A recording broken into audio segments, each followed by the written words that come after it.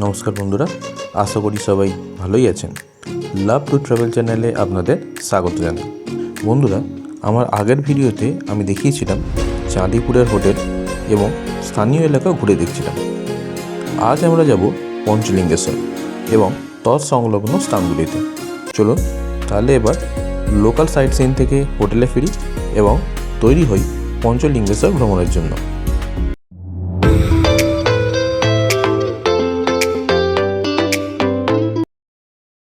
বন্ধুরা, ফিরে এলাম আমাদের হোটেলে এবং চললাম আমাদের রুমে ফার্স্ট ফ্লোরে 113 নম্বর ঘরে। স্নান করব এবং তারপর যাব লাঞ্চ করতে। লাঞ্চ আমাদের হোটেলেই অর্ডার দেওয়া আছে। স্নান সেরে চলে এলাম থার্ড ফ্লোরে। এখানেই হোটেলের ফুডিংটা আছে। দেখুন, বসার জন্য অনেকগুলো টেবিল আছে।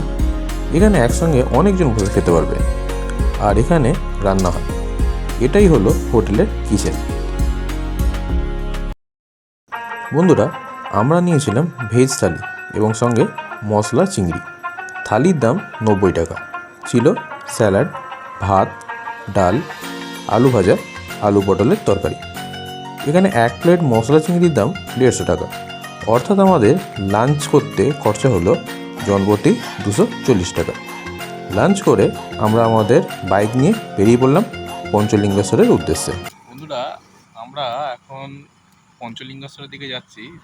যাওয়ার পথে এই যে দেখা যাচ্ছে পেছন দিকে সুন্দর পাহাড়টা, আর এই হচ্ছে রাস্তা। এইদিকে আরও কিছু পাহাড় দেখা যাচ্ছে, সূর্য অস্ত যাচ্ছে। সুন্দর দৃশ্য দেখে আমি দাঁড়িয়ে পড়লাম, কিন্তু এখানে বেশিক্ষণ দাঁড়ানো যাবে না। কারণ হচ্ছে পঞ্চলিঙ্গেশ্বর 5টার আগে আর কি আমাদের মানে 5টায় বন্ধ হয়ে যাবে আর কি, তারও আগে চলে যেতে হবে। তা সেই হিসেবে আর কি দাঁড়াতে আর বেশি সময় নেই। অল্প করে স্মৃতিটাকে ধরে রাখার জন্যই আর কি দাঁড়িয়ে পড়লাম। যাই হোক, এবার এগিয়ে যাই। বন্ধুরা, আমরা অবশেষে এসে পৌঁছলাম পঞ্চলিঙ্গেশ্বরে। আর এবার উঠছি মন্দিরের ওপরে। এই রাস্তা, এটা দিয়ে আমরা এসে পৌঁছেছি। গাড়ি প্রায় শেষ অবধি চলে এসেছে। গাড়ি করে ম্যাক্সিমাম রাস্তাটায় উঠে পড়েছি। এবার ভেতরে প্রবেশ করেছি। 10 টাকা দিয়ে ঢুকতে হলো, 20 টাকা নিল বাইকের জন্য, আর বাকি রাস্তাটা এনজয় করতে করতে যাওয়া। বন্ধুরা, পাহাড়ে ওঠার একদম শুরুতেই দেখা পেলাম ছোট্ট একটা জলের স্রোতে। বুঝতে পারছি সামনে আরও সুন্দর সুন্দর দৃশ্য আমাদের অপেক্ষা করছে।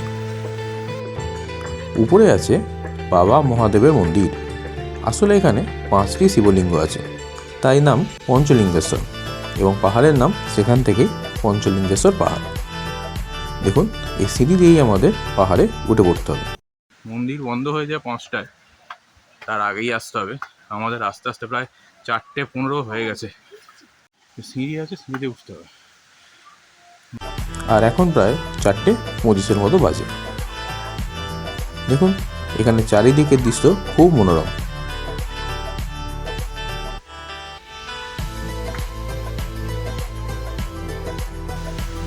পড়ন্ত বেলায় চারিদিকটা কেমন যেন মায়াবী লাগছে।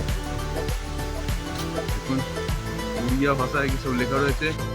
এখানে অনেকগুলো সিঁড়ি থাকলেও উঠতে অসুবিধা হয় না। যদি হাঁপিয়ে যান তাহলে কিছুটা ছাড়া ছাড়াই বসার জন্য জায়গা করে দেওয়া আছে। আর যদি কি সুন্দর দৃশ্য দেখুন বন্ধুরা! এতটা সুন্দর একটা ঝর্ণা যে দেখতে পাবো তা কিন্তু আমি আশা করিনি। অপূর্ব। এখন একটু জল আছে বলে দারুণ লাগছে। এবার সিঁড়িটা দেখুন বন্ধুরা, একদম খাড়াই সিঁড়ি, দম লাগবে এখানে উঠতে। পথের স্থানে স্থানে এরকম মনোরম দৃশ্য দেখা যাবে। আর এখানটা একটা মন্দিরও রয়েছে। আর আমাদের লক্ষ্য এই যে, এখনো এতগুলো সিঁড়ি আমাদের উঠতে হবে। উপরটা এখনো দেখতে পাচ্ছি না। আর এদিকে দেখুন পাহাড়, দূর থেকে যেটা আমরা দেখতে দেখতে আসছিলাম। পঞ্চলিঙ্গেশ্বরে প্রাকৃতিক সৌন্দর্যটাও কিন্তু দারুণ। আর আমার কথার সঙ্গে সঙ্গে আপনারা নিশ্চয়ই ঝর্ণার জলের আওয়াজটাও পাচ্ছেন। খুব জোর জলের আওয়াজ আসছে। চলুন এখানে যাক। দেখুন, জলটা এখান থেকে বয়ে বয়ে ঝর্ণা হয়ে নিচের দিকে নেমে এসেছে।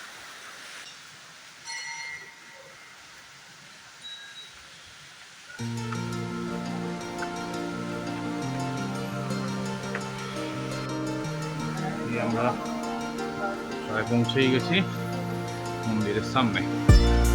এখানে আমাদের জুতোগুলো খুলে রাখতে হলো, তবে এখানে জুতো জমা রাখার জন্য কোনো মূল্য দিতে হয় না।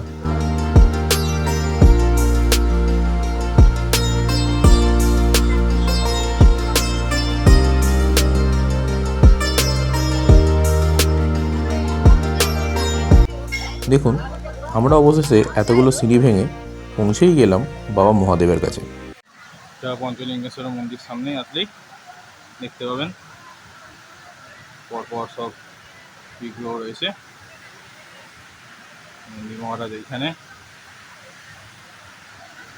এবার আমরা মন্দিরে প্রবেশ করছি।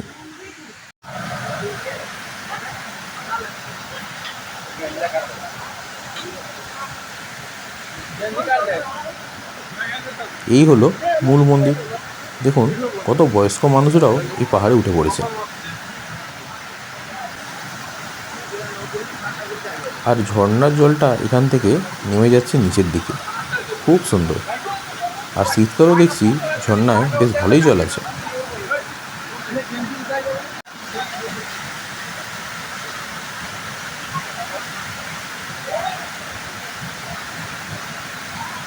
দেখুন বন্ধুরা, পঞ্চলিঙ্গেশ্বরে স্পর্শ দ্বারা কীভাবে দর্শন হয়। দেখুন, এখানে গাইড আছে, যিনি আপনাকে সাহায্য করবেন ঝর্ণার জলের মধ্যে লুকিয়ে থাকা সেই 5টি শিবলিঙ্গ স্পর্শ করে দেখার জন্য। বন্ধুরা, আমার তো খুবই ইচ্ছে করছে এইভাবে জলের মধ্যে নেমে বাবা মহাদেবকে স্পর্শ করতে। জয় বাবা পঞ্চলিঙ্গেশ্বর।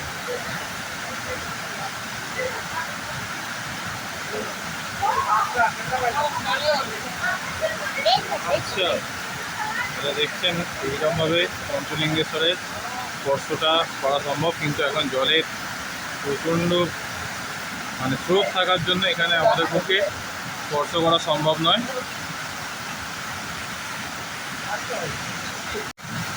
দেখুন বন্ধুরা, পঞ্চলিঙ্গেশ্বর বাবা মন্দিরে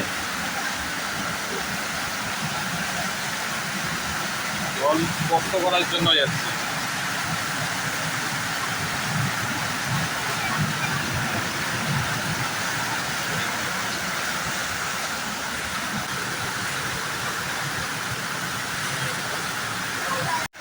এই যে পঞ্চলিঙ্গেশ্বরে এইখানেতে হাত দিয়ে লিঙ্গ স্পর্শ করতে হয়, কিন্তু এখানে জলের প্রচণ্ড স্পিড থাকার জন্য আমাদের পক্ষে তখন সম্ভব নয়। আমাদের সামনে একজন পড়লো, জামা কাপড় ছেড়ে তাকে লিঙ্গ স্পর্শ করে দেখতে হয়েছে, আর আমাদের সম্ভব নয়। এইভাবে আর কি আমরা চোখ দিয়ে দেখেই আর কি আসাটাকে সার্থক করলাম। পঞ্চলিঙ্গেশ্বর মন্দির আমাদের দেখা হয়ে গেল, এবার আমরা ধীরে ধীরে এখান থেকে বেরোবো।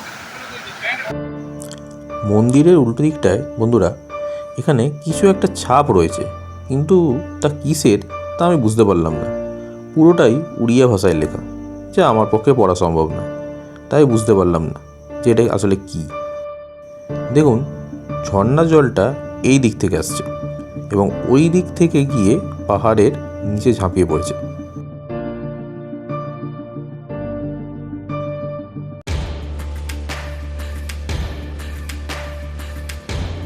বন্ধুরা, যেখানেই আমি পাহাড়ি ঝর্ণা দেখি আমার খুব ইচ্ছা করে ওই জলের উৎস কোথায় তা দেখার জন্য।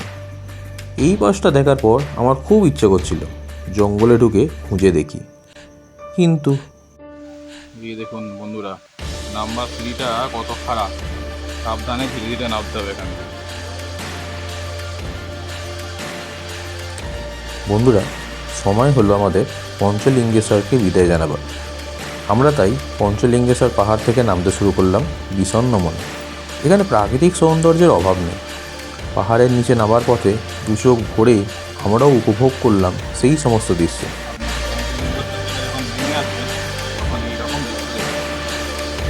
দেখুন, এই সেই ঝর্ণা, বেশ ভালোই জল আছে এতে। দেখুন পঞ্চলিঙ্গেশ্বর থেকে নামার সময়তে সুন্দর সুন্দর মনোরম মনোরম দৃশ্য দেখা যাবে। দেখেছেন কিরকম সুন্দর লাগছে জল। দেখুন বন্ধুরা, আমরা নেমে এলাম মন্দিরে ঢোকার মুখে। এখানে দুই দিকে কত দোকান, বেশিরভাগই পূজার সামগ্রী বিক্রি করছে। আমি আমার গাড়িটা আর একটু নিচের দিকে রেখেছি, সেই দিকেই আমরা এখন এগিয়ে চলেছি। এখান থেকে আমরা এগিয়ে যাব নীলগিরি জগন্নাথ মন্দিরের দিকে। এখানেই প্রায় 5টা বাজে। জানি না মন্দির বন্ধ হওয়ার আগে আমরা পৌঁছাতে পারবো কিনা। জগন্নাথ দেব কি আমাদের দেখা দেবেন? দেখুন পাহাড়ের নিচ থেকে এই দৃশ্যটা কতটা সুন্দর লাগছে।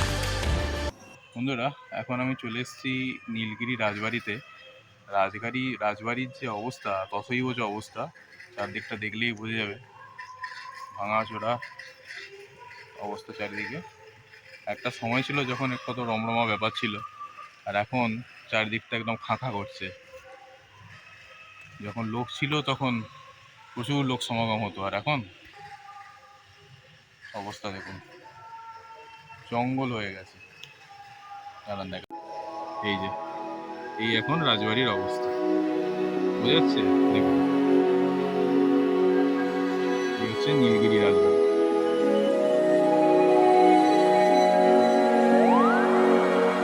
পুরো ফাঁকা।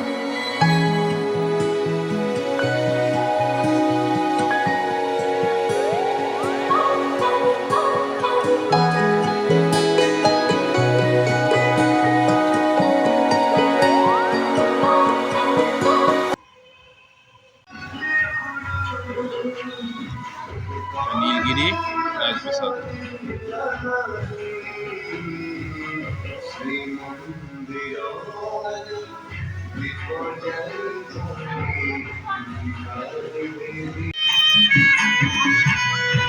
এটা নীলগিরি জগন্নাথ মন্দির সাজানো হচ্ছে। আমরা ভেতরটা দেখলাম, কিন্তু ভেতরে ছবি তোলা নিষেধ, সেই জন্য ভেতরটা আপনাদের দেখাতে পারছি না। আর এর পাশেই রয়েছে নীলগিরি রাজবাড়ি।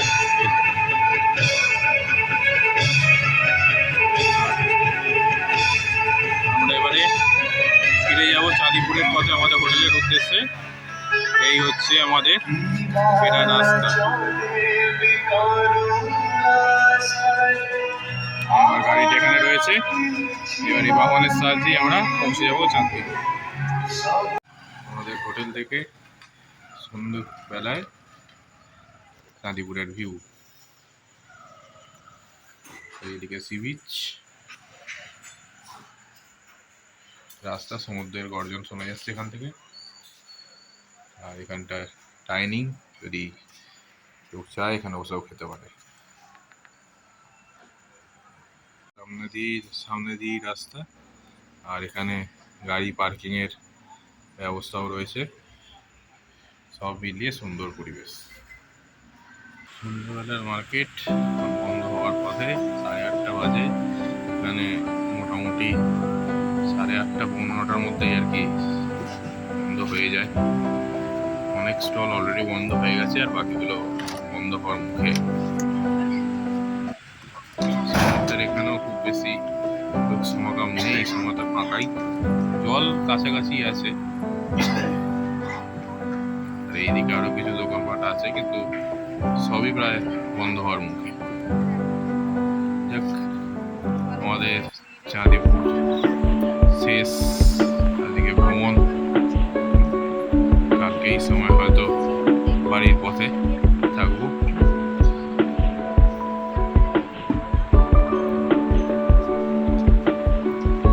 এই সেই পরিচিত প্রত্যেক সমুদ্রের ধারেই সি ফুড, মাছ। এখানে আর আমাদের মাছ ভাজা খাওয়া হয়ে উঠলো না, আবার অন্য কোনো সি বিচে গেলে তখন খাওয়া হবে। বন্ধুরা, আমার চাঁদিপুর ভ্রমণের এই পর্ব আমি এখানেই শেষ করছি। আগামী পর্বে আমি আপনাদের দেখাবো এখানকার রাধাকৃষ্ণ মন্দির ও মোহনা। তারপর আমরা ফিরে যাব আমাদের বাড়ির উদ্দেশ্যে। আমার ভিডিও ভালো লাগলে লাইক ও কমেন্ট করবেন। চ্যানেলে নতুন হলে সাবস্ক্রাইব করবেন। সম্ভব হলে ভিডিওটা শেয়ার করে দেবেন। দেখা হবে এর পরের ভিডিওতে খুব শীঘ্রই। এতক্ষণ আমার সঙ্গে থাকার জন্য ধন্যবাদ।